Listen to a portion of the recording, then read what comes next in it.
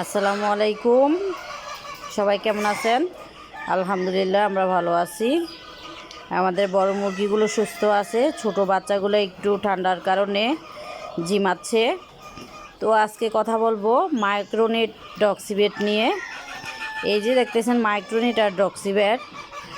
আমরা সাধারণত মুরগি যখন আপনার ঠান্ডা লাগে বা এখন ঠান্ডার দিন আসছে, মুরগি ঠান্ডা যদি লাগে বা লেগে গেছে এরকম অবস্থায় আমরা মাইক্রোনিট ডক্সিবেট ব্যবহার করি। এই দুইটা ওষুধ আমরা ব্যবহার করি। দেখেন এই যে দেখা যাচ্ছে বাচ্চাগুলা বৈশা রয়েছে, ঝিমাইতেছে, পশমগুলো খাড়া, গাড়গুলা গোজা করে এরকম যদি থাকে তাহলে বুঝতে হবে যে ঠান্ডা লাগছে।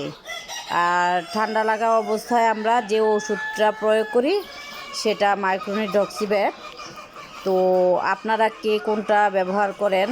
যারা আমাদের মতো বিজনেস করেন, কে কোনটা ব্যবহার করেন আমাদেরকে জানাবেন কমেন্ট করে।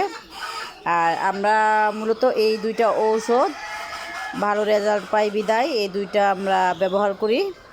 কে কোনটা করেন আমি জানি না, আমি এই দুই ঔষধ ব্যবহার করি।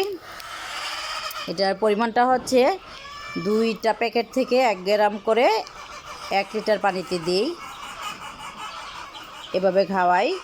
তো আপনারা যারা জানেন না তারা অবশ্যই আমাদের এই ওষুধগুলা প্রয়োগ করে দেখতে পারেন। আমরা এই দুইটা ওষুধই খাওয়াই। তো আমাদের বাচ্চাগুলো মোটামুটি ভালো আছে, তবে একটু ঠান্ডা ঠান্ডা ভাব, সেজন্য আমরা মাইক্রোনিট আর ডক্সিবেট খাওয়াইতেছি। পাশাপাশি লাইসোবিট চলতেছে। সবাই আমাদের বাচ্চাগুলোর জন্য আমাদের জন্য দোয়া করবেন। এই দুইটা ঔষধ খুবই কার্যকরী ঔষধ, মাইক্রোনিট আর একটা হচ্ছে ডক্সিবেট। এই যে মাইক্রোনিট আর একটা হচ্ছে ডক্সিবেট। আসসালামু আলাইকুম, সবাই ভালো থাকবেন।